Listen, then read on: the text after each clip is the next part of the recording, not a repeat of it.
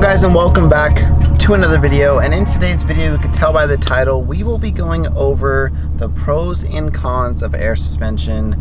And I hope what you can take away from this video is air suspension going to be good for you?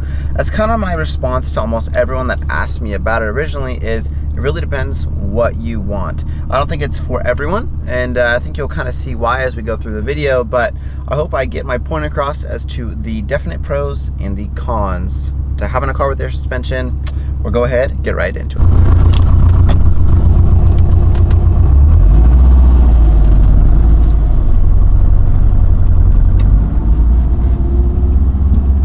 So before I get too far into the actual pros and cons of air suspension, I think it'd be a good idea for those of you that don't know too much about it or just want to learn a little bit more.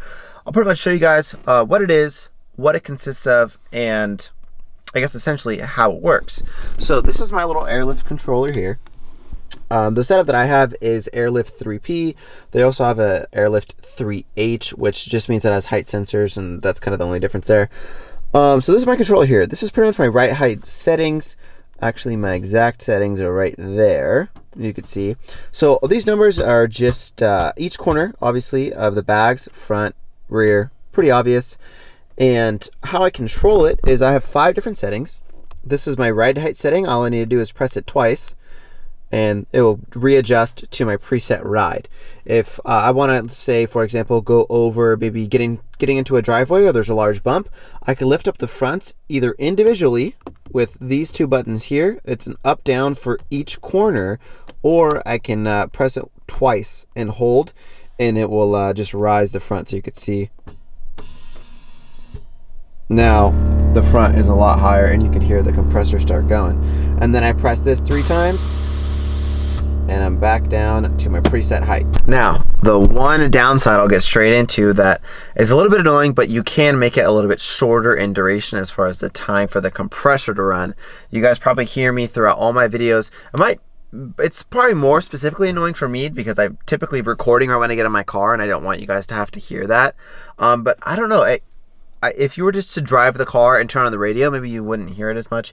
I don't know. It's pretty annoying. I have these little like isolation rubber things, but it's still just like, it's pretty loud. Something that you can do to make it a little bit better is run 2 compressors, and it won't run as long. It'll run obviously like half the time, maybe like 15 seconds from all the way down to all the way up. So it's kind of annoying. So that's definitely a con right away. The compressor definitely does get annoying. The other things is, like I said, it has those 5 preset settings. So this one right here at the bottom, if I was to press that 3 times, that's the full air out setting. This is going full up, and pretty much all I have is just these 3. So actually, that's a lie. I only really use these 2. This is my preset ride, and then this one's my air out. Because this car is obviously all-wheel drive and I have axles in the front. The way that the whole geometry is set up, my front axles would actually hit the frame if I was to air all the way down. So I definitely found that out the hard way. I realized I couldn't go all the way down because my axles were hitting the frame. Some people like notch their frame. I don't plan on doing that. That sounds horrible. I don't want to, kind of lose the rigidity of that. So that's why this one now is my preset to air all the way down. And it's pretty cool. All I do is press that 3 times and it goes all the way down, and you get that nice stanced look, and it looks freaking great when you are at a show or anything like that, or just parking anywhere. So definitely a pro. Now another couple cool things I will show you right now. I'll go ahead and pop the hood. Get that guy there. I'll pop the hood and I'll also show you the rear as well. I'll show you the rear first. You can actually adjust the dampening setting. So Airlift supplies you with these little guys here. You can see, right? It's kind of just tucks away. You guys probably didn't even know I had that. And all I do is I can actually spin this left or right. It's 30-way adjustable dampening. And what that means is pretty much going to be how stiff, essentially, the bag is going to be, or the spring, right? Because in replacement of springs, you actually get the bag. And this is essentially what's going to allow the bag to compress more or less, pretty much. And of course, I also have it in the front as well. You can see soft, hard, SH. Pretty easy, literally, just like that. Now, little do probably people know, I've probably stated this multiple times before, I think when people hear air suspension or they hear bags, they typically think stance car, stance nation, bunch of camber like this, right? And clearly, like, my car doesn't look like that, and nor does that like the goal for my car. But what's nice is bags can really be used for any purpose, right? And I do think it serves its purpose of like a daily driver as really, really nice. Or if you want something that's kind of like a street car, really, really nice. I honestly don't think it shines in any one particular thing the best. But I think if there was an award for overall like street car suspension, then this would be number one. Man, I hope that made sense. Did that make sense? I might have just sounded really stupid, but like either way, I hope you guys kind of get what I'm saying. It's obviously not, if you were to compare the air suspension versus like a set of Öhlins and go to the track, it's not gonna compare. It's gonna do well, you know, but it's not going to beat that set of perfectly dialed in Öhlins suspension on the track. Or if you were to, you know, go the exact opposite and you were to compare it to a company that specializes in super comfortable ride, like Rolls-Royce or something like that, you know, it's not going to ride like a Rolls-Royce. But what it does do is it gets you, I would say it gets you like that 80%. Let's just call it 80% of something that could be just fantastic. It's not going to be the 100% smoothest, plushest ride of all time, and it's not going to, you know, you're not going to win everything at the track. You know what I mean? You're going to set freaking like track records, or at least I don't think so. There is a couple people on Instagram like the homie Sideways and Smiling, Cody Miles. That's kind of the reason why I got bags. You know, he does time attack and he has air suspension on his car, and he goes through, and I've heard him talk about it in detail of like, you know, it takes a long time to get the air suspension set up, but you know, he obviously performs well and does well just with the same bags that I have. So that's kind of my overall gist of them. Now we can kind of go in detail of what's good and what's bad. So one thing is really cool, at least with the Airlift 3P, I'm sure like Acura has it too, is the Rise to Start feature. I actually really, really like it. So all I need to do is turn my key, just like that. It'll start up. Boom. And now you can hear the compressor starting to run, but it literally just starts up right away. Once this guy sees power, it throws it to the rear and airs me up, and I'm ready to go.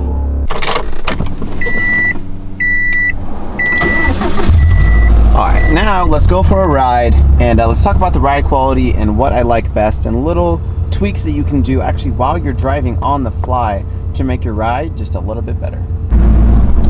Alright, looks like I caught a little bit of traffic, so it's kind of a perfect time to talk about the drive quality and what's pretty cool about it. So you're legitimately riding on air, right? And the more air in a bag, obviously you would think that the stiffer the ride would be, and you will be correct. Now what's cool about that is if you were to go the opposite, say my ride height that I cruise at is about 55 all the way around, and it's just like a little bit too bumpy and I'm not enjoying the ride. What you could do is let a little bit of PSI out, although technically, yeah, you'll be lowering the car, but really you won't if you just let a little bit of PSI out.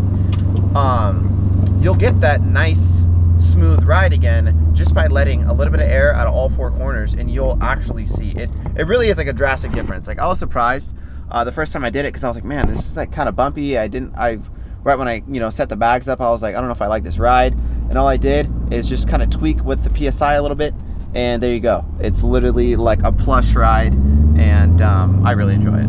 All right, now we're entering a little nice mountain road, and now we're gonna reverse what I just said. Imagine you're riding around and it's just a little bit too soft, it's a little bit too plush, you want it to be a little bit tighter. Well, add more air into the bags and you'll get exactly that. You can either do that or adjust in a dampening, but of course you can't really do the dampening adjustment on the fly. So what I would say is have a setting, because you know you have those 5 presets, have a setting that's a little bit more PSI in the bags, you'll get that stiffer ride, and you'll be ready to go on the mountains. You'll have more ground clearance. You know, you don't want to smack your lip everywhere. So that's definitely another pro, and it's something that I personally did when I was, you know, kind of driving around the mountains a lot. I had a setting specifically for driving the mountains, and it was just a little bit more lifted up, gave me that ground clearance, and I wasn't really scared about, you know, hitting, you know, bottoming out, scraping my lip, and it was more set up, just a little bit tighter suspension. Sheesh, look at the view. Are you seeing what I'm seeing right now?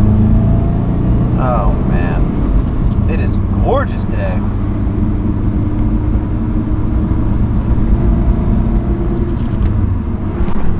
Okay, so I think you guys can pretty much get the gist of the pros. Let's go ahead and talk about the cons now, which is probably what you're ready for. So number one, obviously, is price.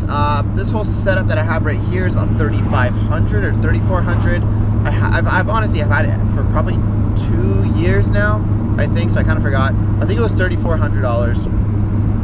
And initially getting into it, I didn't necessarily know what to expect. I don't even think I drove in a car that was bagged beforehand. All I know is it was really, really cool. I really wanted it. I wanted the versatility. I wanted the fact, you know, I could pull up to a show and just slam the car to the ground, and it would look great. And then I could air up, and I could air up going into like my driveway and stuff like that. So it definitely meet and exceeded my expectations at that point. But as far as to say, like, I feel like my car is just also on the other extreme of like track ready. No.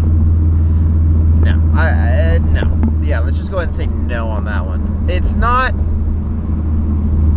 I think I might have been hoping for a little bit better of a feel, if I'm going to be honest, as far as like, I'm talking extreme track driving. Like, this is a track car, you know what I mean? Could I take this car to the track and would it perform okay?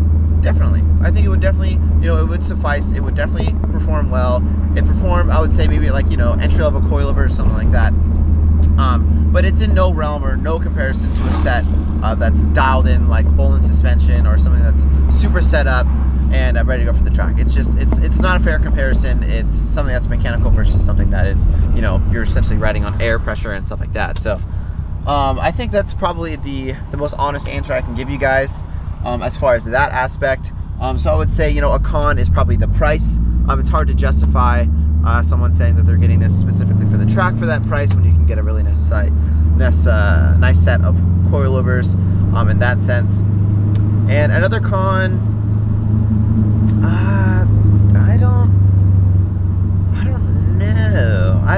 I don't know. I guess you could say maybe sometimes it's kind of annoying when I'm driving my car, and if it's hot outside, it actually does play a role as far as the driving feel, at least in my opinion. I think it does affect the bags for sure. I think it adds a little bit more pressure, and it's kind of a stiffer ride when it's really hot outside. I haven't really heard anyone touch on that point, but I do think it's a pretty valid point as well. And I think that's pretty much it. I guess in my case, I've touched on it before. When you have a car that is wide-bodied and typically in the rear, you have to cut like 2 panels and go all the way up as far as you can. And sometimes you'll actually rub into where you cut, if that makes sense. Especially for Subarus, it's kind of hard to get that ideal fitment in the rear. So that's another thing that's kind of annoying. I have to always adjust my air pressure if someone's like in the back of my car, so I don't rub. I guess that's another con, but I can't really think of any other huge cons to having air suspension, just because it's so nice having it as like a daily driver, and you know, kind of that peace of mind of not being worried about, you know, going anywhere like shopping places or going over big bumps or, you know, being on a bad road or something like that. So I think the pros definitely outweigh the cons for sure. So there you have it. There's my pros and my cons of having a car with air suspension for about 2 years now. And I think I touched pretty much everything I wanted to cover. Pretty much what I wanted you guys to get from this video is the fact that air suspension, I think it does good in all categories. I don't think it's great at any one particular thing, but I think the fact that having a street car, wanting that low look, wanting a car that can handle well, wanting a car that is capable of going to the track, and a suspension that can, you know, kind of offer all of that in one, I think is fantastic, and that is why I personally run air suspension compared to a set of coilovers. But I want to hear your thoughts definitely. If you have air suspension, if it didn't cover like a one particular thing, what are your pros, what are your cons? pretty much at the end of the day, I hope this video helped you in deciding on whether or not you should go ahead and go for it. As always, I hope you guys enjoyed this video. I'm going to catch you on the next one. Peace out.